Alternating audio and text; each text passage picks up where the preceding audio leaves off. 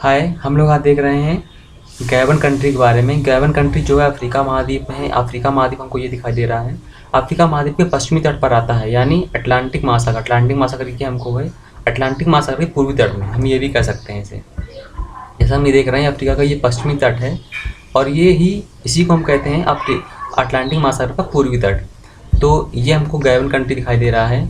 अगर हम इसके पोलिटिकल फीचर्स में बात करें तो इसकी राजधानी लिब्रेविले है और ये लैंडलॉक कंट्री नहीं है। लैंडलॉक कंट्री वे होते हैं जो चारों तरफ से किसी देश से घिरे हुए होते हैं। ये चारों तरफ से किसी देश से घिरा हुआ है, लेकिन इसकी तटरेखा भी है। ये घिरा किस देश से हुए है? Equatorial Guinea. यहाँ हम इक्वेटोरियल गिनी की बात कर रहे हैं, ना कि किसी और गिनी, क्योंकि गिनी दो और हैं। एक ये है गिनी बसाओ और एक ये है गिनी। ठीक है, तो यहाँ इक्वेटोरियल गिनी की बात कर रहे हैं। इक्वेटोरियल गिनी ये हमको दिखाई दे रहा है और ये छोटा सा है। और कैमरून से टच होती है, रिपब्लिक ऑफ द कांगो से होती है। तो 3 कंट्री से इसकी लैंड बाउंड्री टच होती है और इसकी तटरेखा भी है, इसलिए लैंडलॉक कंट्री नहीं है। और हमें ये देखने वाली बात है कि ये इक्वेटर में भी पड़ता है। ये जो निकल रही है इक्वेटर गैबन से निकलती है, रिपब्लिक ऑफ द कांगो से निकलती है, democratic Republic of the Congo से निकलती है, युगांडा से निकलती है, लेक विक्टोरिया से निकलती है, केन्या से निकलती है और सोमालिया से निकलती है।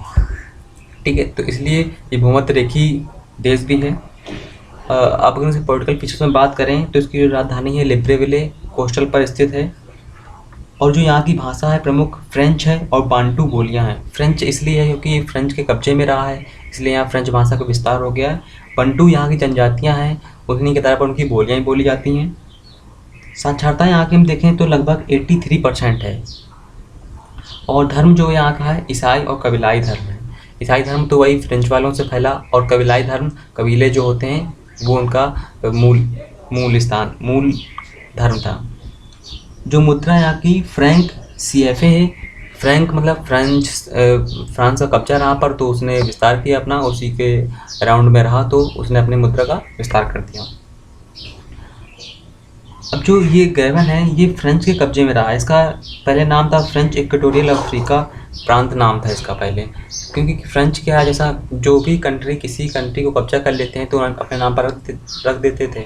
जैसे हम अभी देखते हैं जो साउथ अमेरिका है, यहाँ पर हमको एक मिलता है फ्रेंच गुयाना। ये जो हमको कंट्री मिल रहा है ये अभी भी फ्रांस के कब्जे में है, इसलिए इसका नाम फ्रेंच गुयाना है।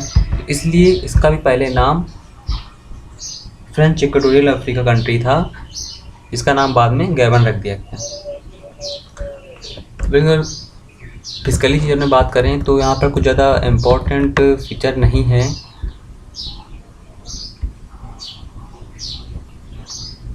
कुछ इम्पोर्टेंट फीचर नहीं है, बस हमें ये देखना कि अर्थव्यवस्था यहाँ पर कैसी होगी।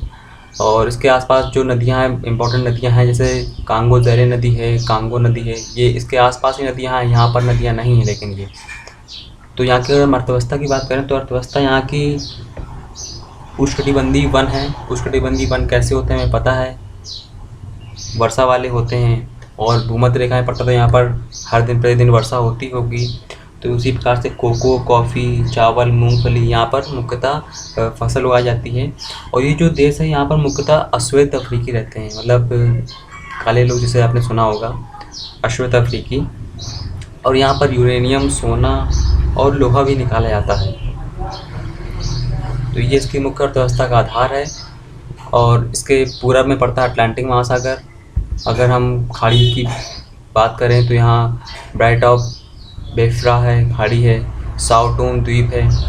तो ये कुछ इम्पोर्टेंट फैक्ट हैं, और इतना ही इम्पोर्टेंट था। और आपको जो करना है वो इसमें आप कर सकते हैं। यहाँ के करंट प्रेसिडेंट या किंग होते हैं अगर, तो वो देख लेना है आपको। PM देख लेना है आपको अगर होते हैं तो। करेंसी वहाँ की बताई दी, कैपिटल बता दी है, बाउंड्री किस देश से टच होती है विभिन्न बता दी है। तो बस इतना ही इम्पोर्टेंट था। Okay, thank you.